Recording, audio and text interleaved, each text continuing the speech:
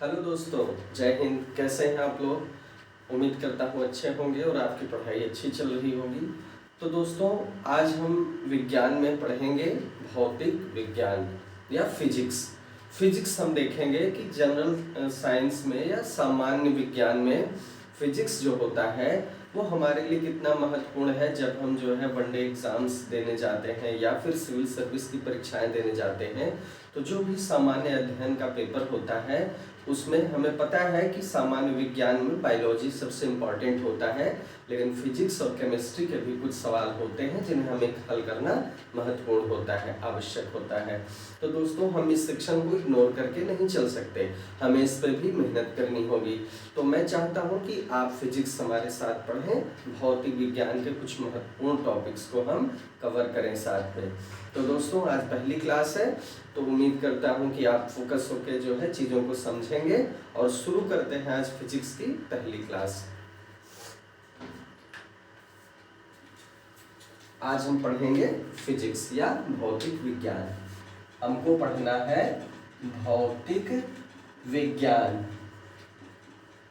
भौतिक विज्ञान या क्या पढ़ना है? फिजिक्स। फिजिक्स का क्या रोल है ये हम देखेंगे हमारे सामान्य अध्ययन के पेपर में, सामान्य विज्ञान के सेक्शन के अंतर्गत। तो दोस्तों, फिजिक्स क्या है? सबसे पहले हम इसको जानते हैं। फिजिक्स का मतलब क्या होता है, भौतिक विज्ञान होता क्या है? तो मैं आपको बताऊं, विज्ञान हमने देखा है, विज्ञान की परिभाषा भी हमने देखी है। विज्ञान जिसको हम साइंस कहते हैं, साइंस कहते हैं, साइंस की हमने परिभाषाएं देखी हैं और हमने जाना है कि साइंस किसे कहते हैं। किसी भी विषय का क्रमबद्ध सुव्यवस्थित एक ज्ञान है, वो विज्ञान है। और हमने ये देखा था वहीं पर कि ये जो विज्ञान होता है इसे हम दो भागों में बांट सकते हैं। इसे हम कितने भागों में बांट सकते हैं? दो भागों में। पहला है प्राकृतिक विज्ञान। प्राकृतिक विज्ञान जिसे हम नेचुरल साइंस कहते हैं। क्या कहते हैं? Natural science. और दूसरा क्या था? दूसरा था जो है भौतिकी विज्ञान। दूसरा क्या था दोस्तों? भौतिकी विज्ञान, जिसको हम फिजिकल साइंस कहते हैं। क्या कहते हैं? Physical science. तो ये चीजें हमने आपको बताई थी, बस हल्का सा रिवीजन के लिए है। भौतिकी विज्ञान और प्राकृतिक विज्ञान। तो प्राकृतिक विज्ञान में हमने देखा था, हमने किस चीज को लिया था? बायोलॉजी को। ठीक है, बायोलॉजी को लिया था, जिसमें हमने दो सेक्शन देखा था, जिसमें एक बॉटनी था और एक जूलॉजी था। तो वो चीज हम यहाँ नहीं देखने वाले हैं। भौतिकी विज्ञान में हमने देखा था कि इसमें दो चीजें हैं। एक को हम भौतिकी कहते हैं, भौतिकी, और दूसरे को रसायन विज्ञान कहते हैं। क्या कहते हैं? रसायन विज्ञान। पहले को हम भौतिकी, मतलब यही है हमारा फिजिक्स, यही है हमारा फिजिक्स और ये है हमारी केमिस्ट्री। भौतिकी विज्ञान या फिजिकल साइंस में जो एक सेक्शन होता है, एक पार्ट होता है, वो होता है भौतिकी, और दूसरा पार्ट होता है वो होता है रसायन विज्ञान। ठीक है, क्लियर हुआ? तो यही भौतिकी हमको पढ़ना है। हमारा जो टॉपिक है वो क्या है? यही भौतिकी, और ये इसका विभाजन है। आपको अच्छे से समझ में आ गया होगा, ये क्लास में हमने बहुत अच्छे से क्लियर किया था। चलिए दोस्तों, आगे देखते हैं फिजिक्स है क्या। फिजिक्स है क्या, बेसिकली ये जानने का हम प्रयास करते हैं। तो दोस्तों, फिजिक्स क्या है? आपको क्या लगता है किसका अध्ययन करता है? ठीक है, एक है द्रव्य, जिसको हम क्या कहते हैं? मैटर कहते हैं। क्या कहते हैं? मैटर। और एक है ऊर्जा, जिसको हम क्या कहते हैं? एनर्जी। फिजिक्स एक ऐसा विज्ञान है या विज्ञान की वो शाखा है जो इन्हीं दोनों के आसपास केंद्रित है, द्रव्य और ऊर्जा। मतलब द्रव्य का अध्ययन करता है, ऊर्जा का अध्ययन करता है, और इनके बीच की जो पारस्परिक क्रियाएं हैं, बस इन्हीं के अध्ययन के चारों तरफ इसका अध्ययन रहता है। ठीक है, मतलब अध्ययन का केंद्र बिंदु क्या है? द्रव्य, ऊर्जा और इसकी पारस्परिक क्रियाएं, इनके बीच की पारस्परिक क्रियाएं ही क्या है? फिजिक्स है या भौतिकी। ठीक है, भौतिकी में इसी का अध्ययन किया जाता है। मतलब मैटर और मैटर में जो विद्यमान ऊर्जा है इसका और इसकी विभिन्न क्रियाओं का अध्ययन ही क्या है, भौतिक विज्ञान है। क्लियर हुआ? चलिए ठीक है, आगे बढ़ते हैं दोस्तों। भौतिक विज्ञान की परिभाषा हमने संक्षेप में देख ली। अब देखिए, भौतिक विज्ञान में अध्ययन की सुविधा के लिए हमने इसको 8 भागों में बांटा है। कितने भागों में हमने इसको बांटा है? 8 भागों में। वो 8 भाग कौन से हैं? आइए देखते हैं वो कौन से 8 भाग हैं जिसमें हमने इनको बांटा है। सबसे पहला जो भाग है वो है यांत्रिकी। सबसे पहला कौन सा भाग है? यांत्रिकी, जिसको हम क्या कहते हैं? मैकेनिक्स। मैकेनिक्स, मैकेनिक्स क्या है? यांत्रिकी। ये सबसे पहला भाग है जिसमें हमने अध्ययन की सुविधा से फिजिक्स को बांटा हुआ है। चलिए ठीक है। दूसरा क्या है दोस्तों? दूसरा क्या है? दूसरा है ध्वनि।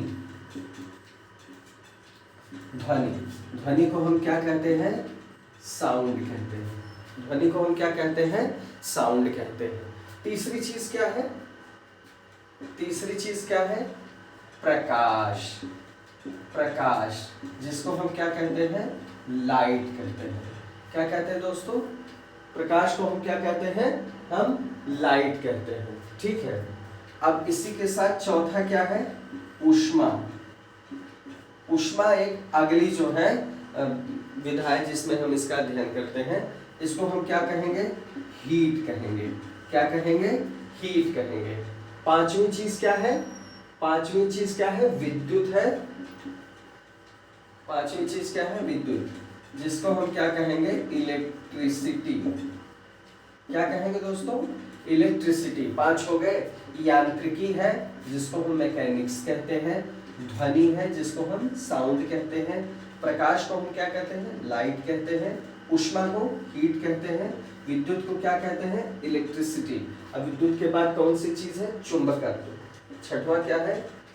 चुंबकत्व, जिसको हम मैग्नेटिज्म कहते हैं। मैग्नेटिज्म, मैग्नेटिज्म कहते हैं।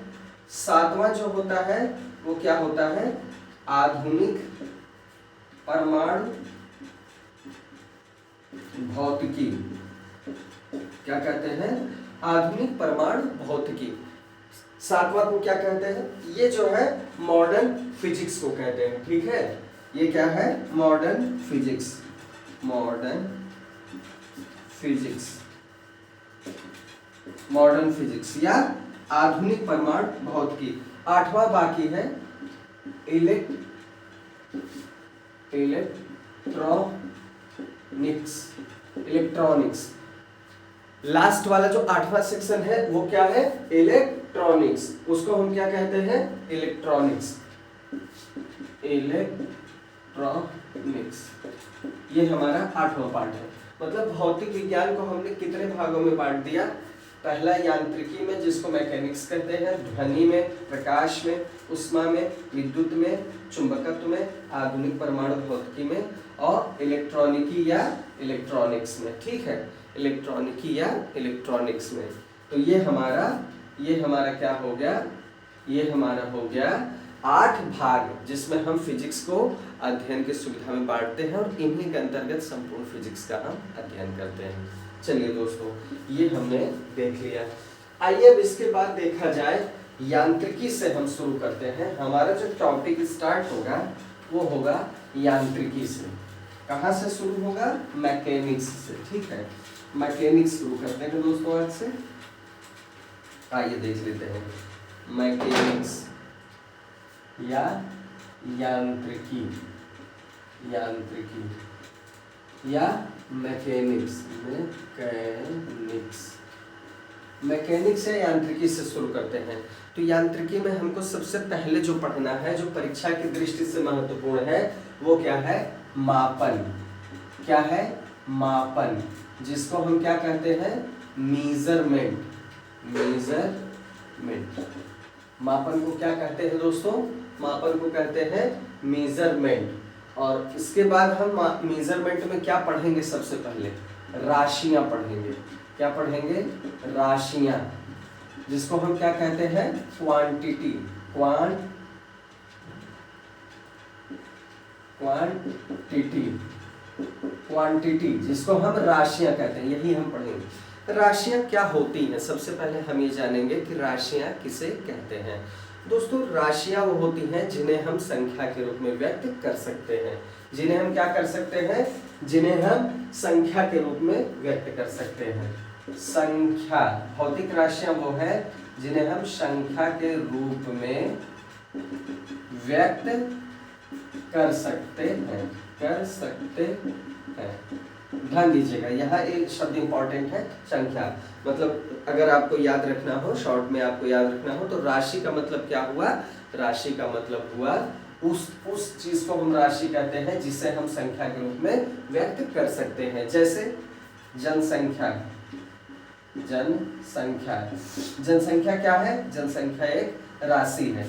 किसी वस्तु का भार क्या है, वस्तु का भार, ये चीज क्या है, वस्तु का भार, ये भी एक राशि है। किसी की आयु, किसी व्यक्ति की आयु, किसी व्यक्ति की आयु अगर बतानी हो कि ये इतने वर्ष का है, वर्ष का है, तो ये आयु जो है, आयु का पता कैसे चलेगा, आयु को हम व्यक्त कैसे करेंगे, हम संख्या में ही व्यक्त करेंगे। तो संख्या के रूप में अगर हम व्यक्त कर सकते हैं, वो फिर क्या होंगी, क्वांटिटी होंगी या वो राशियां होंगी। ठीक है, क्लियर हुआ। चलिए अब देखिए, अगर हमने राशियां समझ ली तो हमको ये भी जानना जरूरी है कि हम कैसे, हम ये देखेंगे कि इनके जो है, जो भी मात्रक हैं उनको समझेंगे, कितने तरह की राशियां हैं हम इनको देखेंगे, इनको देखेंगे कि कितने तरह की राशियां हैं, इनके मात्रक क्या है, यही परीक्षा में सबसे ज्यादा पूछा जाता है। ठीक है, अब देखिए हमको क्या देखना है, हमको ये देखना है कि दोस्तों जो भौतिक राशियां हम देख रहे हैं, हमको ये क्या देखना है, इन भौतिक राशियों को हमको देखना है कि कितने तरह की होती हैं। भौतिकी के नियमों को हम इसमें व्यक्त करते हैं। जो राशियां हमने देखी है, कैसी राशियां, भौतिक राशियां हैं, तो जो भौतिक के नियम हैं हम किस में व्यक्त करेंगे, इन्हीं राशियों में व्यक्त करेंगे, सीधी सी बात है। इनको हम दो तरीके से बांटते हैं। ठीक है, एक बांटते हैं अदिश के रूप में और एक बांटते हैं सदिश के रूप में। इनके नाम से ही आपको पता चल रहा होगा, इनके नाम से ही आपको पता चल जा रहा होगा कि स्केलर्स, एक स्केलर्स है, स्केलर्स, स्केलर्स या अदिश। अदिश से आप क्लियर हो लीजिए कि इसमें जो है क्या है, दिशा नहीं है, एक वेक्टर्स होती है। सदिश को हम वेक्टर्स कहते हैं, अदिश को हम स्केलर्स कहते हैं। अदिश मतलब ऐसी भौतिक राशियां होंगी जिसमें दिशा की आवश्यकता नहीं होगी, क्लियर सी बात है।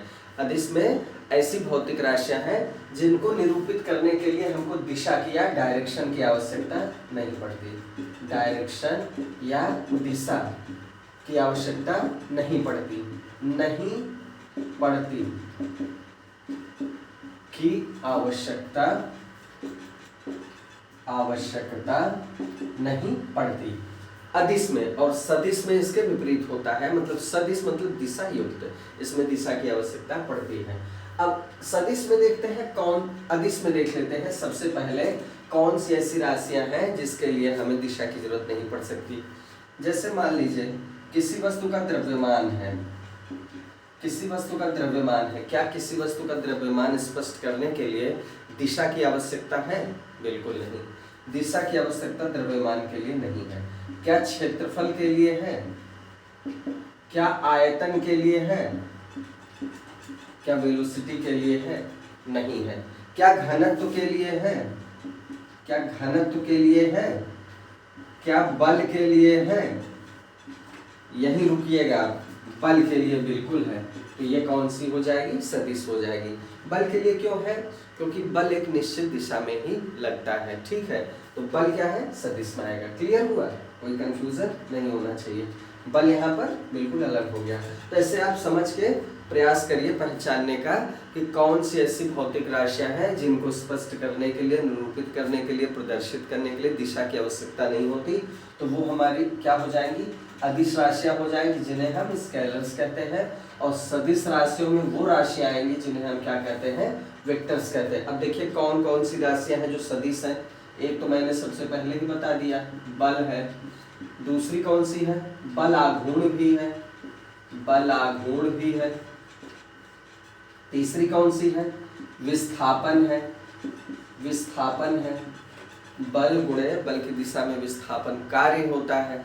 अब विस्थापन मतलब चली गई दूरी होती है लेकिन एक निश्चित दिशा में, ठीक है। ये हम देखेंगे जो मात्रक पढ़ेंगे और सारी चीजें पढ़ेंगे।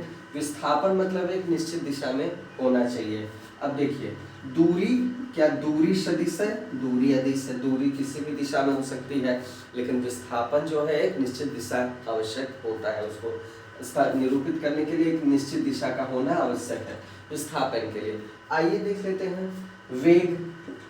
वेग, क्या वेग जो है किसी भी दिशा में बिना दिशा के इसको स्पष्ट किया जा सकता है? बिल्कुल नहीं। चाल को किया जा सकता है। चाल को बताने के लिए दिशा की आवश्यकता नहीं पड़ती लेकिन वेग को बताने के लिए दिशा की आवश्यकता पड़ती है। तो ये क्या होगा? वेग क्या होगा? वेग जो है सदिश राशि होगा। अर्थात आप ये देखिए कि किसमें जो है दिशा बताने की आवश्यकता है या बिना दिशा के संपूर्ण नहीं है अपने आप में, तो वहाँ क्या हो जाएगा? वहाँ सदिश हो जाएगा। क्लियर हुआ? विद्युत तीव्रता है, ठीक है।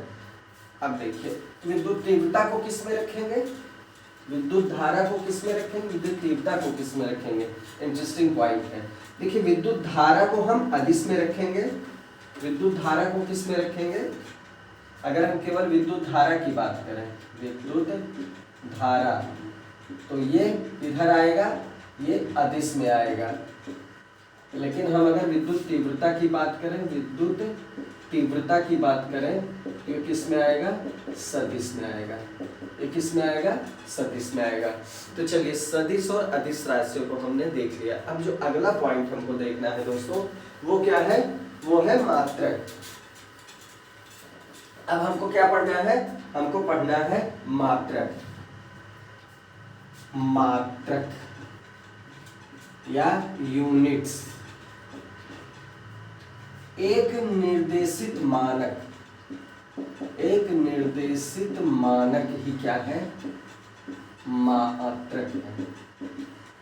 मतलब क्या हो गया? किसी भी भौतिक राशि का, किसी भी भौतिक राशि का एक निर्देशिक जो है मापक वो क्या है या मानक क्या है? स्टैंडर्ड जिसको कहते हैं, स्टैंडर्ड। एक निर्देशित मानक, यही क्या है? मात्रक है।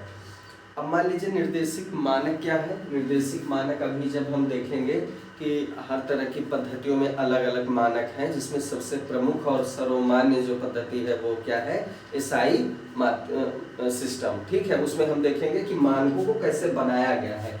मानकों को कैसे बनाया जाता है? एक मानक के आधार पर बनाया जाता है। मात्रकों को कैसे बनाया जाता है? एक निर्देशित उनका मानक स्थापित किया गया है, ठीक है।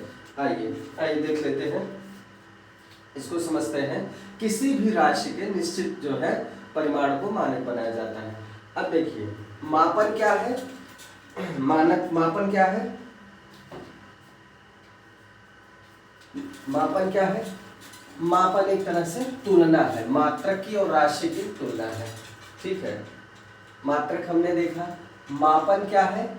मापन क्या है? किसी भी राशि की उसके मात्रक से तुलना है। मात्रक से तुलना, इसी को क्या कहते हैं हम? मीजरमेंट। क्या कहते हैं? मीजरमेंट। मीजरमेंट क्या है? मापन है। अब देखिए मात्रक में हमने देखा कि मात्रक वो है जो किसी भी राशि के एक निर्देशित मानक है। ये क्लियर हुआ। अब मात्रक जो है दो प्रकार के होते हैं, ये हमको देखना है।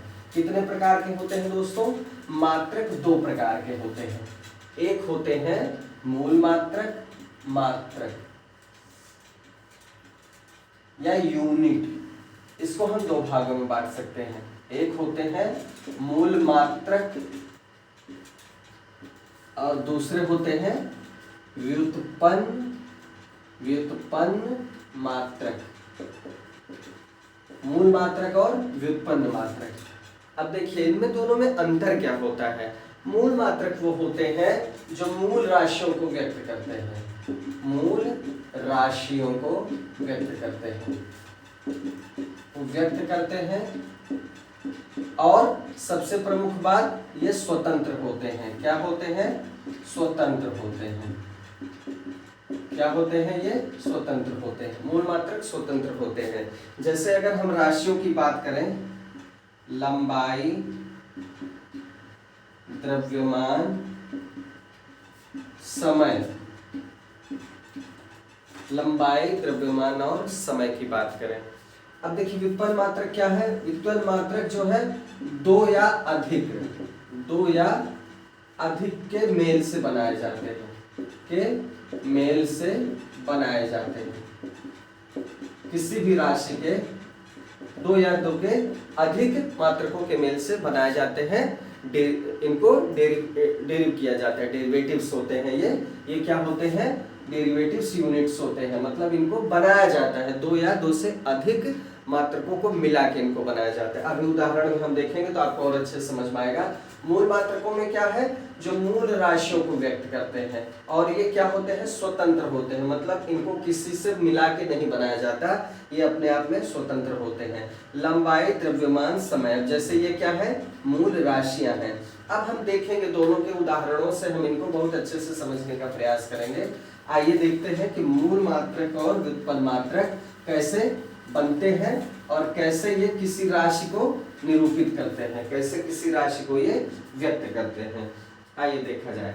अब जैसे देखिए बल है, दाब है, कार्य है, ठीक है। बल का क्या है? न्यूटन है। अब न्यूटन को हमने दो मात्रकों से मिला के बनाया, ठीक है। दाब का क्या है? पास्कल है।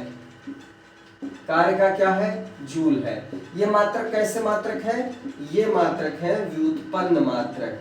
व्युत्पन्न मात्रक, इनको हमने दो या अधिक से मिला के बनाया है मात्रकों से। अब यहां हमने बताया था लंबाई, द्रव्यमान और समय। अब मूल मात्रक में क्या होगा? लंबाई को मान लीजिए हमने मीटर में रखा, द्रव्यमान को हमने किलोग्राम में रखा और समय को हमने सेकंड में रखा। तो ये द्रव्यमान का मीटर, किलोग्राम, सेकंड, ये क्या है?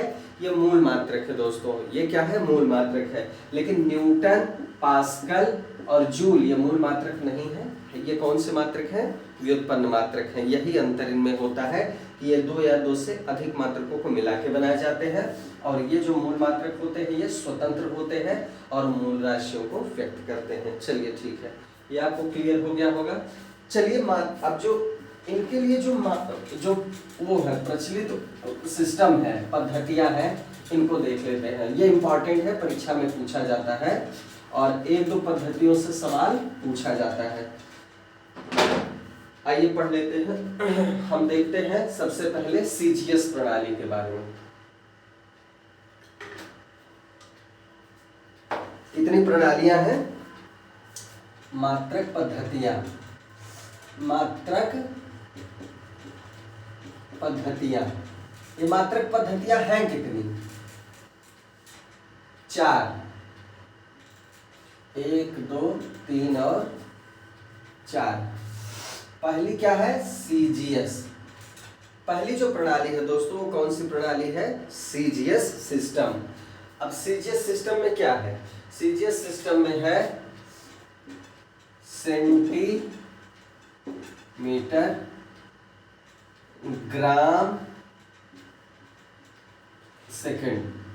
सी से सेंटीमीटर, जी से ग्राम, एस से सेकंड। ध्यान से देखिएगा, सीजीएस का मतलब क्या हुआ? सी से सेंटीमीटर, जी से ग्राम और एस से सेकंड। अच्छा ध्यान दीजिएगा, यहाँ पर जो भी मात्रक है वो लंबाई, द्रव्यमान और समय, ये मूल इकाइयों के बारे में ही है, ठीक है। इनको देखिएगा, इससे आपको एकदम क्लियर रहेगा। लंबाई का मात्रक क्या है? सेंटीमीटर है। ग्राम है किसका? द्रव्यमान का। और सेकंड किसका है? समय का है। मतलब लंबाई, द्रव्यमान और समय के लिए जो सीजीएस सिस्टम है, सीजीएस सिस्टम, जिसको हम क्या कहते हैं? फ्रेंच प्रणाली भी कहते हैं। फ्रेंच प्रणाली, इसको फ्रेंच प्रणाली भी कहते हैं, ध्यान दीजिएगा, ठीक है। अब इसको हम क्या कहते हैं? CGS system. ये सीजीएस सिस्टम में क्या है? लंबाई का मात्रक है सेंटीमीटर, द्रव्यमान का मात्रक है ग्राम और समय का मात्रक क्या है दोस्तों? सेकंड है। चलिए दूसरे नंबर पे आते हैं। दूसरा जो सिस्टम है वो क्या है, FPS। FPS ये क्या है, ये है foot pound second. Foot pound second, इसका इस्तेमाल ब्रिटिश काल में होता था। इसको ब्रिटिश प्रणाली भी कहते हैं। क्या कहते हैं, ब्रिटिश प्रणाली। ध्यान दीजिएगा, पहली वाले को हम क्या कहते हैं, फ्रेंच प्रणाली कहते हैं, और FPS सिस्टम को हम क्या कहते हैं, ब्रिटिश प्रणाली। चलिए यही देख लेते हैं फुट पाउंड और सेकंड का मतलब क्या हुआ। फुट किसके लिए इस्तेमाल होता है, लंबाई के लिए, मतलब लंबाई का मात्रक क्या है, फुट है। द्रव्यमान का क्या है, पाउंड। द्रव्यमान का क्या है, पाउंड है। और समय का क्या है, सेकंड है। मतलब FPS सिस्टम में फुट पाउंड सेकंड जो है क्रमशः लंबाई, द्रव्यमान और समय का मात्रक है। यह भी आपको क्लियर हो गया होगा। चलिए एक महत्वपूर्ण प्रणाली है MKS पद्धति। MKS पद्धति जो है ये काफी महत्वपूर्ण है। इसमें क्या है, इसको समझ लेते हैं कि इसमें क्या है। इसमें M से हो गया मीटर, K से हो गया किलो ग्राम, और S से हमेशा की तरह क्या हो गया, सेकंड। मतलब यहां पर लंबाई के लिए किस मात्रक का इस्तेमाल किया जा रहा है, लंबाई के लिए मीटर हो गया, द्रव्यमान के लिए किलोग्राम हो गया, और समय के लिए क्या हो गया, सेकंड। आपने देखा है कि सेकंड जो है तीनों में कॉमन है, मतलब तीनों पद्धति में सेकंड जो है समय के लिए इस्तेमाल हो रहा है। तो यहाँ पर क्या हो गया MKS में मीटर हो गया, किलोग्राम हो गया, सेकंड हो गया। ये भी महत्वपूर्ण प्रणाली है, क्योंकि लास्ट वाली जो प्रणाली हम लोग देखेंगे वो इसी से ली गई है, इसी से मिलती जुलती है। ठीक है, लास्ट वाली सबसे महत्वपूर्ण है जो है SI सिस्टम। इसको हम अच्छे से देख लेते हैं। SI सिस्टम इतना हमने देखा। ये चारों प्रणाली में तीन प्रणाली को हमने देखा। एक CGS प्रणाली है जिसमें C से सेंटीमीटर, G से ग्राम और S से सेकंड, मतलब ये तीनों इसकी यूनिट्स हैं, लंबाई, द्रव्यमान और समय की। इसी तरह FPS में क्या होगा, फुट है लंबाई की यूनिट, पाउंड है द्रव्यमान की, सेकंड है समय की। और MKS में हमने देखा कि मीटर, किलोग्राम, सेकंड में M किसके लिए है, लंबाई के लिए है मीटर, और K मतलब किलोग्राम किसके लिए, द्रव्यमान के लिए, और सेकंड क्या है, समय के लिए है। ठीक है, ये तीनों स्पष्ट हुई। आइए SI देखते हैं। SI सिस्टम क्या है, इसको अच्छे से समझ लिया जाए। ये आज के समय में जो सबसे प्रचलित और प्रमाणित जो सिस्टम है, पद्धति है, वो है SI सिस्टम। क्या है, SI सिस्टम। ठीक है, सिस्टम इंटरनेशनल। ये क्या है, सिस्टम इंटरनेशनल। System international. अब सिस्टम इंटरनेशनल क्या है, ये सबसे प्रचलित और प्रमाणित प्रणाली है मात्रकों के लिए। अब दोस्तों देखिए इसको कैसे लाया गया। 1967 की बात है, 1967 की बात है। अंतरराष्ट्रीय माप तौल महासंघ जो था, जो भी इसके लिए जिम्मेदार होता है माप तौल प्रणालियों के लिए, इसकी बैठक हुई। वो बैठक कहाँ हुई, वो हुई जिनेवा में। जिनेवा में ये दो फैक्ट आप याद रखिएगा। पहली बात यह कि कब बैठक हुई, 1967 में बैठक हुई। किसकी बैठक, अंतरराष्ट्रीय माप तौल महासंघ। माप तौल महासंघ, इसकी बैठक कहाँ हुई, जिनेवा में। ये क्लियर हुआ। इस बैठक में निर्णय लिया गया कि हम किसको मान्यता दें, SI सिस्टम को। ये MKS प्रणाली से ही लिया गया, हमने आपको पहले ही बताया। तो इसमें जो है ये स्थापित किया गया कि कौन कौन सी यूनिट होगी। अब आइए SI प्रणाली में हम देखते हैं कि कौन सी यूनिट को लिया गया है। SI प्रणाली में कौन कौन सी यूनिट को लिया गया है, आइए देख लिया जाए। SI प्रणाली में एक तो लंबाई है, दूसरा क्या है, द्रव्यमान है, और तीसरा क्या है, समय है। तीसरा क्या है, ये मूल चीजें हैं। ठीक है, तो मीटर किलोग्राम सेकंड तो आपने देखा MKS में ही लिया गया, तो लंबाई में क्या हो गया मीटर, इसमें हो गया किलोग्राम, और इसमें क्या हो गया सेकंड। अब देखिए ये तीन तो पहले से ही थे MKS पद्धति में। अब इसमें जो SI सिस्टम है इसमें कितने मात्रक माने गए हैं, 7 मूल मात्रकों को स्वीकार किया गया, 7 मूल मात्रकों को स्वीकार किया गया। ये 7 मूल मात्रक कौन से दोस्तों, देखिए लंबाई, द्रव्यमान, समय तो हो गया। अब देखिए ताप है, विद्युत धारा है, विद्युत धारा है, ज्योति तीव्रता है, विद्युत धारा है, ज्योति तीव्रता है, और पदार्थ का परिमाण है। क्या है, परिमाण, पदार्थ का परिमाण है। लंबाई, द्रव्यमान, समय, ताप, विद्युत धारा, ज्योति तीव्रता और पदार्थ का परिमाण। यह है पहला, यह है दूसरा, यह है तीसरा, चौथा, पांचवा, छठवां, सातवां। ये 7 यूनिट है और 7 यूनिट के मात्रक किसको बनाया गया। अब देखिए मीटर किलोग्राम सेकंड आपको कभी नहीं भूलना चाहिए क्योंकि ये MKS पद्धति का ही मात्रक है और इसको हुबहू लिया गया।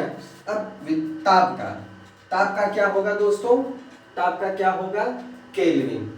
ताप का क्या मूल मात्रक होगा केल्विन, जिसको हम किससे डिनोट करते हैं, के से। कैपिटल के जो होता है ये केल्विन का चिन्ह होता है, ठीक है। विद्युत धारा का क्या होता है, विद्युत धारा का एम्पियर होता है, एम्पियर।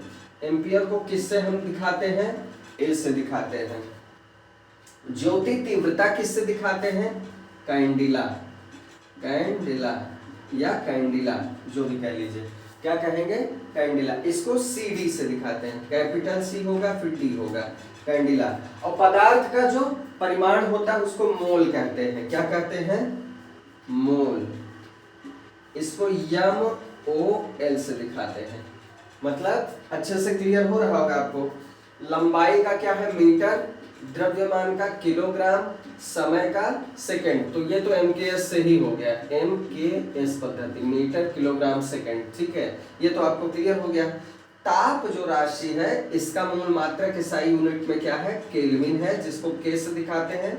विद्युत धारा का क्या है, एम्पियर है, जिसको A से दिखाते हैं।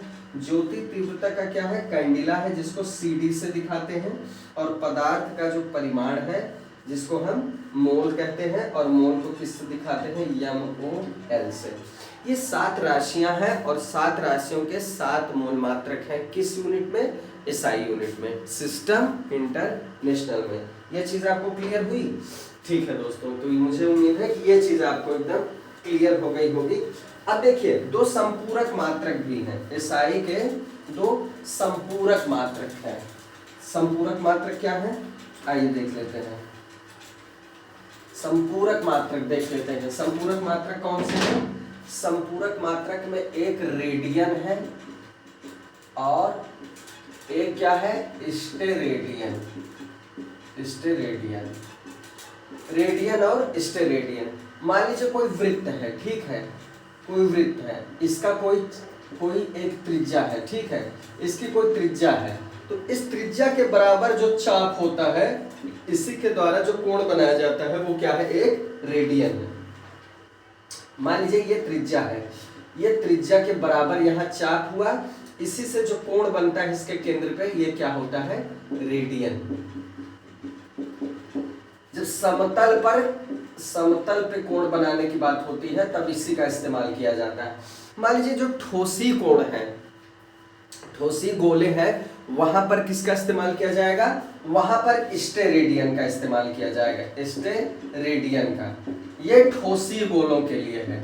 ठोसी गोलों की बात होगी तब क्या होगा, ठोसी गोलों के लिए किसका इस्तेमाल किया जाएगा, स्टेरेडियन का। मान लीजिए इसको हम मान लेते हैं एक ठोस गोला है, तो इस ठोस गोले में ये जो त्रिज्या है इसके बराबर का इसके बराबर का एक वृत्त मान के चलिए, जिसको हम कह सकते हैं कि यहाँ अगर एक लाइट का स्रोत है, यहाँ से लाइट इस पर प्रोजेक्ट होती है, तो मान लीजिए ये एक वॉल है, तो इस पे एक हम वर्ग की कल्पना कर लेते हैं, एक वर्ग की कल्पना कर लेते हैं, ये प्रोजेक्ट का पूरा पार्ट है। अब मान लीजिए ये जो हमारा क्षेत्रफल है, अब ये क्षेत्रफल एक तरह से इस पे जो ये कोण बनेगा, ये ध्यान दीजिएगा, ठोसी गोला है, ये क्या है, ठोसी गोला, ये क्या होगा, एक स्टेरेडियन होगा, ये जो है ये एक स्टेरेडियन होगा। अंतर सिर्फ इतना है, रेडियन में क्या होता है, रेडियन में ठोस नहीं होता और स्टेरेडियन में ठोसी कोणों के लिए हम इसका इस्तेमाल करते हैं, दोनों एक रेडियन होता है। ये क्या होता है, संपूरक कोण, ये क्या होते हैं, संपूरक मात्रक होते हैं, ये दोनों कोण क्या होते हैं, संपूरक मात्रक होते हैं। एक रेडियन और एक स्टेरेडियन, ये दोनों क्या है, ये दोनों है संपूरक मात्रक, किसके, ये साई यूनिट के, ये साई यूनिट के ये संपूरक मात्रक है। चलिए ठीक है, अगली क्लास में देख लेंगे इसके आगे जो है व्युत्पन्न मात्रक को भी हम समझेंगे, उनका भी महत्व है, व्युत्पन्न मात्रक कैसे व्युत्पन्न होते हैं, कैसे दो से अधिक मात्रकों को जोड़ के उनको बनाया जाता है। तो आज के लिए इतना ही दोस्तों, अगली क्लास में मिलते हैं व्युत्पन्न मात्रकों के साथ। जय हिंद।